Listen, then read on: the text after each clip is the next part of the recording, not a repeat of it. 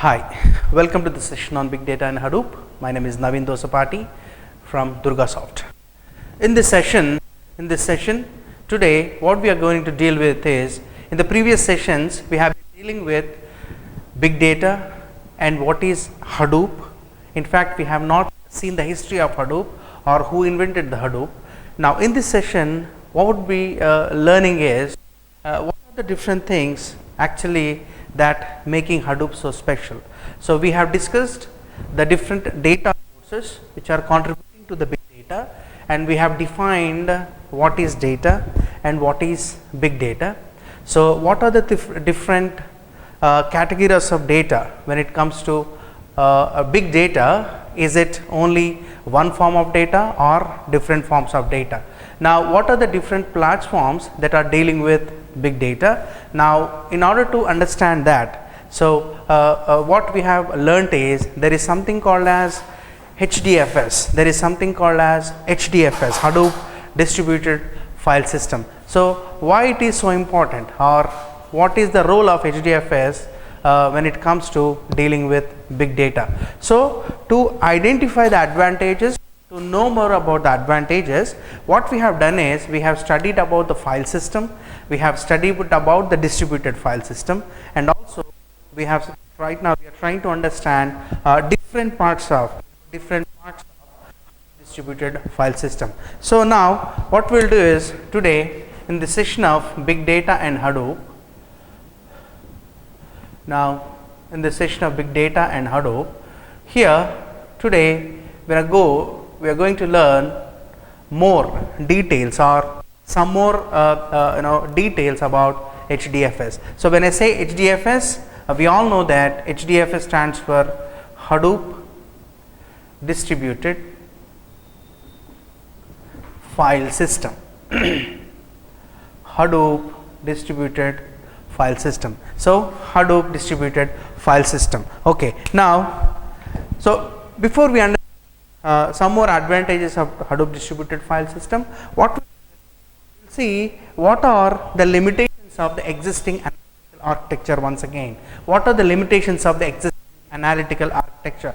Because before Hadoop coming into existence, or before we know what is HDFS, there was certain avenues or certain platforms which are already dealing with big data, which are already dealing with different humongous data. Now, there are certain limitations, there are certain bottlenecks when it comes to the architecture of existing analytical systems. So, to understand that, I would like to explain you with a wonderful pictorial representation.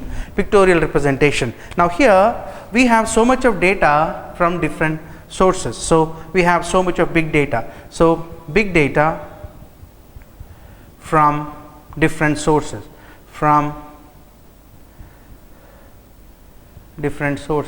So, we have so much of data. So, what we will do is we will collect all this data. What we will do is we will collect all the data. So, we call it as a phase of collection. So, we collect all the data, and somewhere we need to store the data. Either it could be any of the servers, or generally we call it as a storage area network. So, where you dump the entire data. So, what we will do is we will store on a storage medium. So, we call it as a storage grid, or we have the best example to understand the storage is high performance computing or grid computing, where these two would actually deal with big data. So, storage medium. So, once the data is collected and this is appended onto this storage medium. So, from here, if I wanted to do any analysis, because without analyzing the data we will not get anything. So, in order to get some information out of this data, what I will do is I would be uploading this data. I will be moving this data to a compute grid. Here, the most important point here is we are moving the data here. The next phase is we are moving the data here. So, this is extract, transform, and ETL compute grid. Now this is where if I wanted to do any of the computation, if I wanted to do any of the computation of, if I want to do any analysis, what I'll do is I move the entire data from my storage grid to this compute ETL grid. So from here now I'll ingest the data to any of the RDBMSs, and out from which I'll take the data if I wanted to prepare any reports out of this form of this data, because from here what I have to do is I have transmitted some of the data, extracted, transmitted and loaded the data onto RDBMS, so relational database models. And if I wanted to prepare any business related information or any BI reports or any interactive reports, what I will do is I'll prepare the information. BI reports can be prepared from out of this RDBMS or relational database model. Here if you understand the analogy, we have so much of data and we have collected the data and we have appended the data onto a storage grid or a server, in one way of saying is onto the servers. So once I get so much of data onto my servers, what I will do is I simply move that data. But here while I am moving the data, obviously I cannot move the entire data. I cannot move the entire data. So for doing an analysis, let us say out of 100%, what I will do is I will only take 10% of the data, 10% of the raw data, I will take only the 10% of the raw data and I will move it on to my ETL compute grid. So here if you understand here, I can only take 10% out of 100%, I only can take 10% of the data. That means my 90% of the data is not yet analyzed. So what do I do with this 90% of the data? What do I do with this 90% of the data?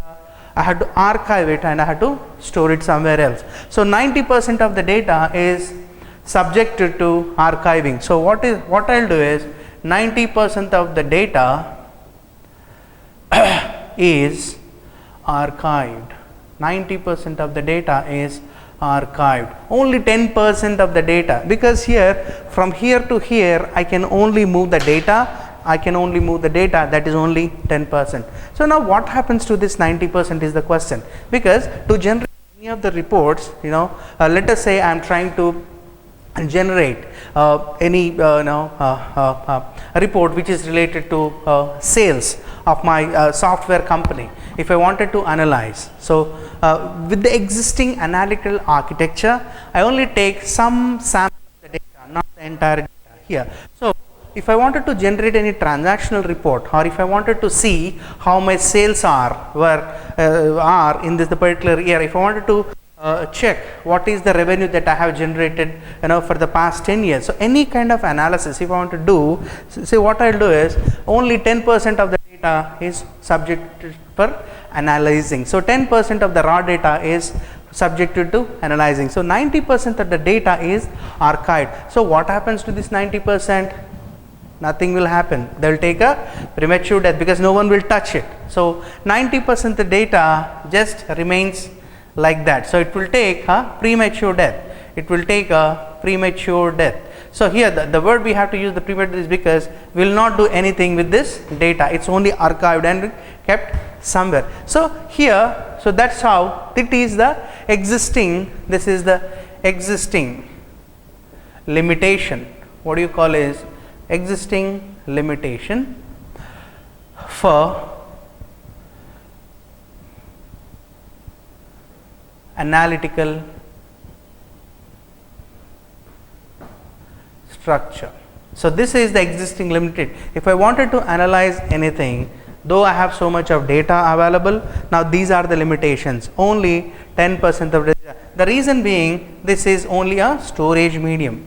This is only a storage medium. So obviously here the data, I am trying to move the data. I am trying to move the data here. Now here big data from different sources collected and stored on a storage grid. And to analyze this, I will move some data onto my ETL computing grid. ETL stands for extract, transform and load computing grid. And in this process of moving the data, obviously I cannot move the entire data.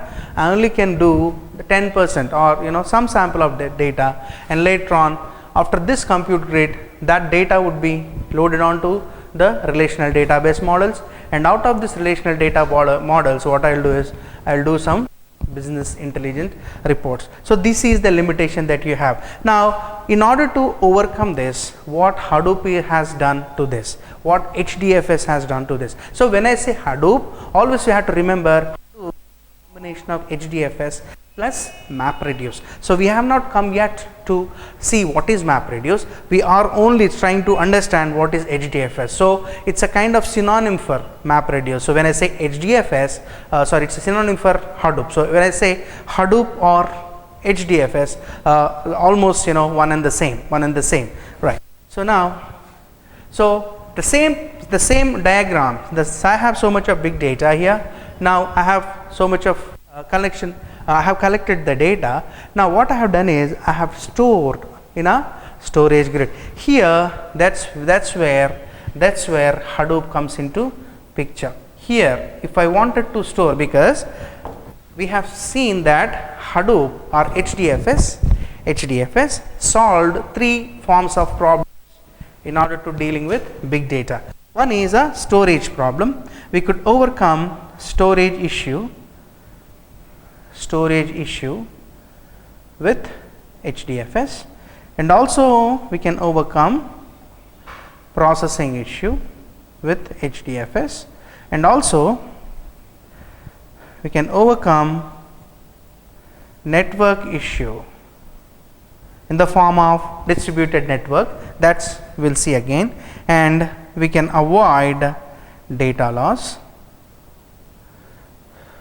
Okay, and also we have a concept something called as metadata when it comes to Hadoop or HDFS. So now here what the companies would do is, now there is so much of data available, now I am trying to embed it onto my storage grid. So we know that when I say Hadoop, Hadoop is not only for storage, Hadoop is also for processing. Hadoop is equal to HDFS plus MapReduce. So this is for storage and processing. This is for storage and for processing. So now what I will do is, so here Hadoop is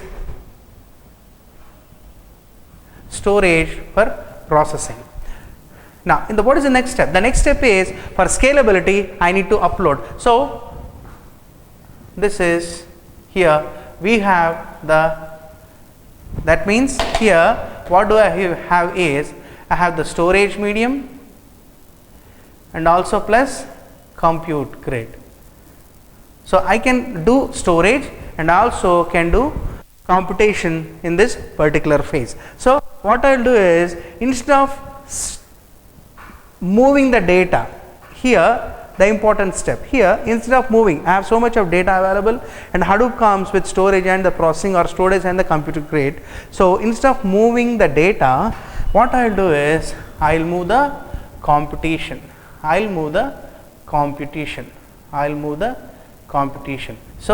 move the computation. Now here ETL scalability grid. So here instead of moving the data, what I will do is, once I load this ETL load in this stage, what I will do is I will move the computation to the data. I am not moving the data here. What we are trying to move is, we are trying to move the computation to the data. I am going to move the computation to the data. In order to understand how we can move the computation, we need to understand a concept called as data locality.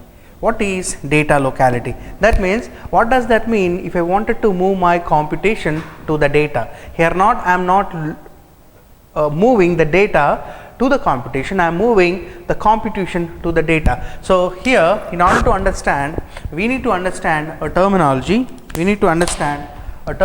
called data locality. we need to understand what is data locality. Data locality.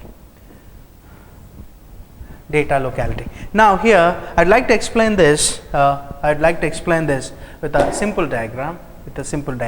Now data locality is something, any data would be analyzed locally. That means here I have my data in my existing laptop. So what I'll do is the data would be analyzed on my laptop. The data will not be moved somewhere else for the analysis. So that is data locality. Data locality is something, data would be analyzed locally on the existing machine. So let us say I have a file. Which is of size 4x, or you can take any, you can take 200 MB or 600 GB, any size file.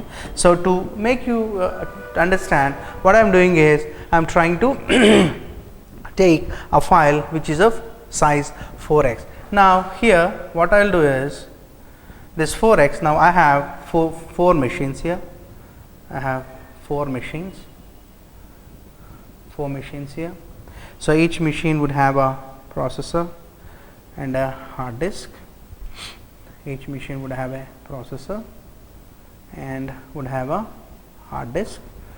Each machine would have a processor and a hard disk. Each machine would have a processor and a hard disk. And the entire file size is 4x. What I will do is I will break this file. So I will keep into 4 parts. I will break this file into 4 parts. That is what we will do in Hadoop, or Hadoop framework is for all these things. So how this breaking of the file would be done, how would that be distributed, would actually taken care by the Hadoop framework. That is the importance of Hadoop framework. So we are going to define what is Hadoop framework in the future. So to make you understand what is data locality, we have to remember the term data locality. So in order to understand what is data locality, what I have done is I have divided my entire file into 4 parts, and what I will do, as we are looking for a distributed file system, we are looking for data to be distributed and working parallelly, what I will do is I will keep the 4x file into different nodes. So different nodes. So now I have written a logic here. I have written a logic here. Now what I will do is, instead of sending my 1x data to be analyzed, or if I wanted to analyze, obviously I need to write a program, I need to write a logic, and we all know that Hadoop, the whole Hadoop is written by a simple language called as Java. So I will write a Java program, though we can write code in any of the languages like Java, Python, Ruby, or supported. The most commonly used is the Java. Okay, so I will write a logic. Logic is nothing but a program. To make it a little more clear, a map reduce program. So what I will do is, instead of taking my entire data to the logic, to the machine where the logic exists, what I will do is I will send my logic to each individual system. So what I will do is I will send the logic here to this each individual systems. Now each individual system. The question comes is, what is the advantage? Why we have to get that logic to the data? See, very simple. Here let us say, as an example, we are taking this data is of only 1x size, but in the real time environment or in a production environment, we would be working from different geographical locations and we are dealing with big data. So in the process of transmitting my data to the logic, I have to take so many things I have to be taken into consideration, and the data is can be lost anywhere or can be stolen. So there or any problem may occur in order to send. And one more thing is, the sending of the data is obviously it's a size. If you look at the size of the logic file or the size of the data file is there is a huge difference. So if I wanted to send this huge file over the network, again I have to take care of my network bandwidth. So network bandwidth also has to be taken care, and I have to see that all the ACLs or all the authentication protocols are well set, and I need to look at the network levels, how the data is being sent to that particular location. So all these things we have to be very careful, because we are not supposed to lose the data, because we are dealing with big data. And again I wanted to quote you that here data is king. Okay, so data is very important. So instead of sending my entire data from different sources to the logic machine or where my logic actually exists, what I'll do is I'll send this logic. So obviously if you compare even the size of the file of the logic or the size of the data, as I said, this is going to be very smaller than the size of the data file. This size of this logic file is going to be very small. So it also, when it is small, it travels, or we get easy to transmit. It is easy to transmit the data over the network. If someone steals the data also, logic also, it will not make any difference. It will not, because we can have one more logic file written and sent to the different node. So logic can be sent, and this locally to the existing node where my data exists, and from here my data would be analyzed. Now this concept is called as data locality. So I'll not send my data to the computation, rather I'll send the logic or the computation to the data. So sending computation to the data is called as data locality. So once I analyze my data, I'll get some output. So in all these 4 machines, what I'll get is 4 outputs, and all these 4 would be now aggregated. All these 4 would be aggregated, and combined result, combined output would be produced. Combined output would be produced, and all these things, how you break the file, how you send the data, and after analyzing the data, again how will you combine the output, all these things would be taken care by a wonderful framework called as Hadoop, wonderful framework called as Hadoop. So this is the advantage, this is the main advantage why we have to look at Hadoop, because in the existing analytical architectures, what we are doing is we are trying to send the data to the computation, but whereas here we are sending the computation to the data. So that's what we have to understand it very. So what is the advantage when I do this? What is the advantage when I do this? Now let us understand that. So here yes, so I'll collect the data from different sources. I'll collect the data, big data from different sources, and again I'll append it to a storage medium called as Hadoop, which is not only a storage medium, it's also a computation medium. So from here the second step is again ETL, extract, transform and load for scalability. I load the data onto my RDBMS, the report. So when I am loading the data, not only data, what I am doing, I am also sending my computation to this particular data. Here the entire data would be loaded. So here 100% of the data, here as we are sending only the logic to the data, it's not that the 10% we are trying to analyze, 100% of the data is for analysis, 100% of the data is for analysis. So if 100% of the data is analysis, 0% is for archiving. So there is no data at all for archiving. So if there is no data for archiving, there is no premature death. There is no premature death for any of the data here. So here Hadoop is not only storage, it is also for processing. It is also for processing, and you can have 100% of the data being analyzed, because once you store the data, what I am doing is I'll have some different form of tools where I can actually load the data onto RDBMS when it comes to Hadoop. So out of which what I'll do, I'll send my computation.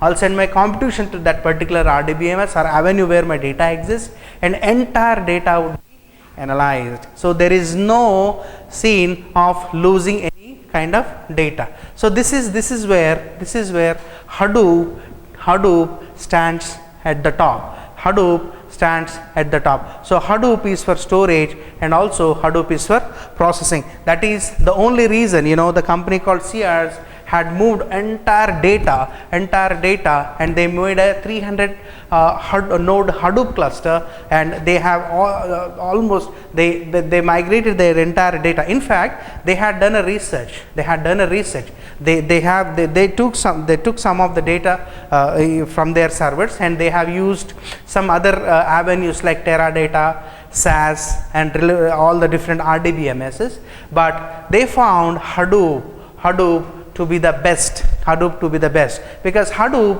you can deal with, you know, so much of data, any number of nodes. Okay, scalability is there and flexibility is there, and also it is you know, free of cost. So all these things taking into consideration, now what in the out of their Sears holding companies research, what they have found is Hadoop is best fit when you are dealing with big data.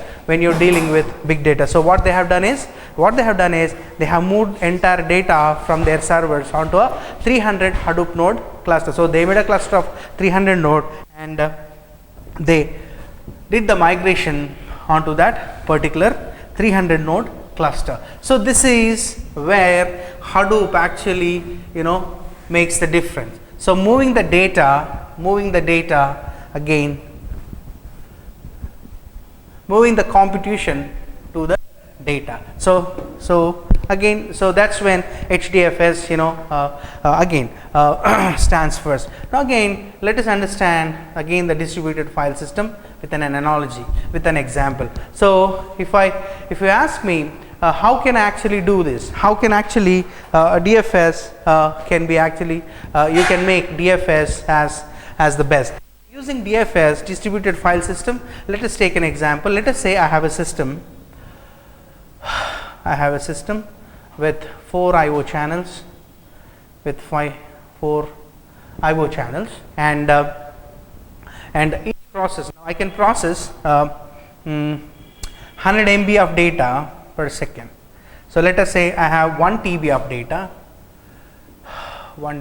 data.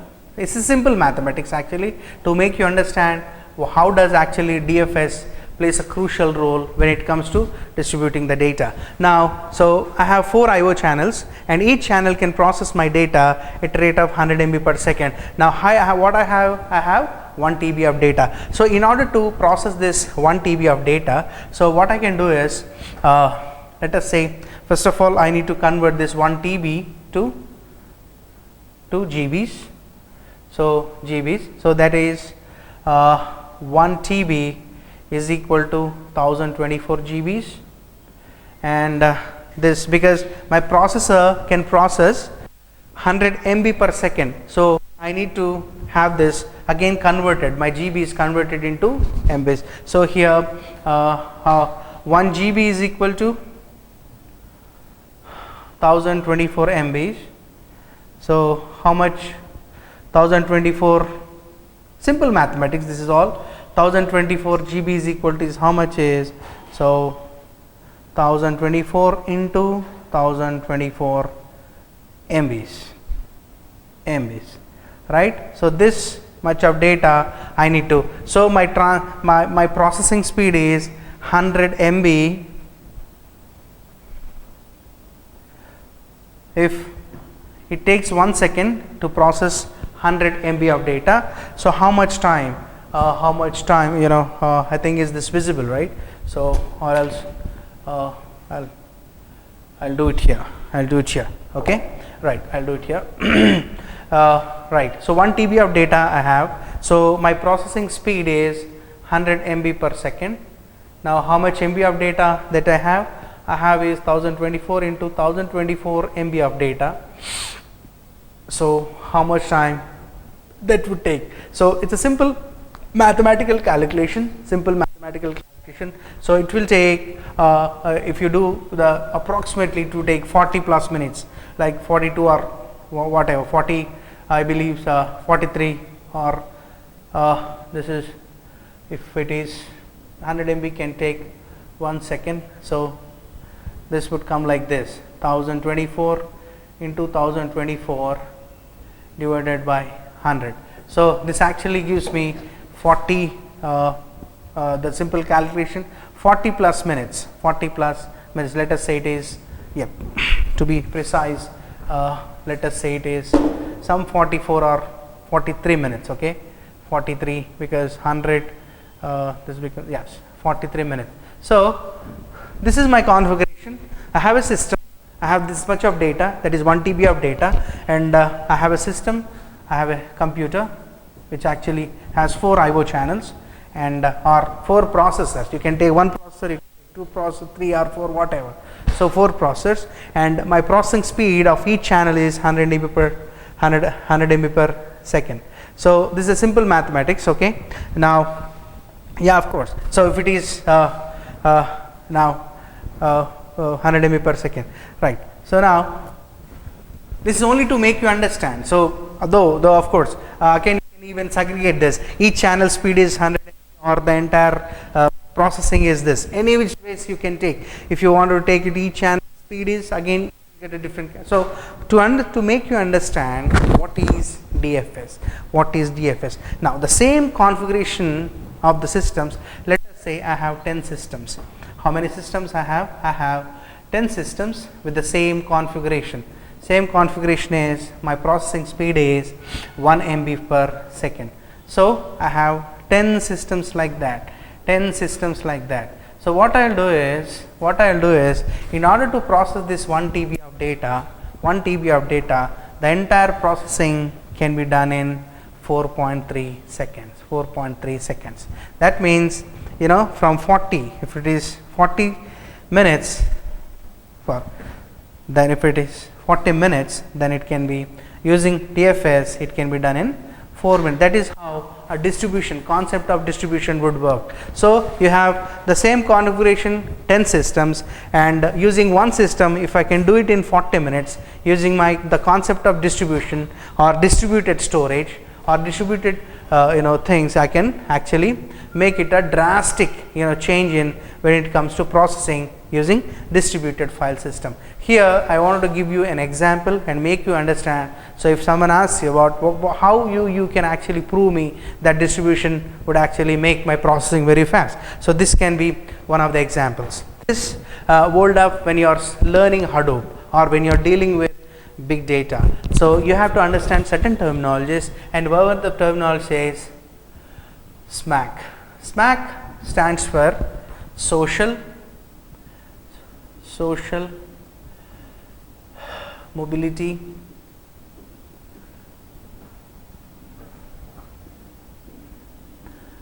analytical, and C stands for cloud. So social mobility analytics and social mobility analytics and cloud. So SMAC stands for social mobility analytics and cloud. So entire big data, there is a relation between SMAC and the big data. So if someone says that, have you ever worked on SMAC?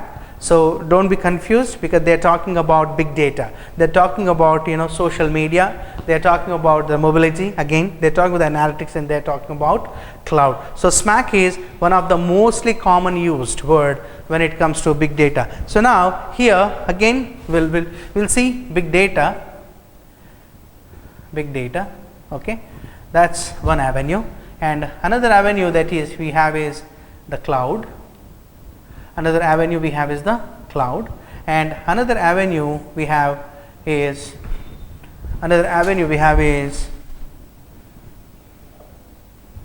machine learning